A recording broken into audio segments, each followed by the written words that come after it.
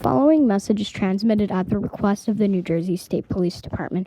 The shelter-in-place warning for Paterson has been extended, as well as surrounding areas are now ordered to be under a shelter-in-place warning. This is due to these creatures that are still being seen, and it is unknown where the origins of where they are coming from. Where these creatures have been seen in different colors such as yellow, green, gray, and black.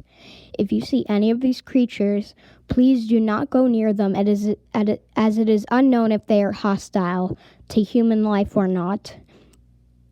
Please stay inside at all times. Hello, what are you doing? Hello, what are you doing?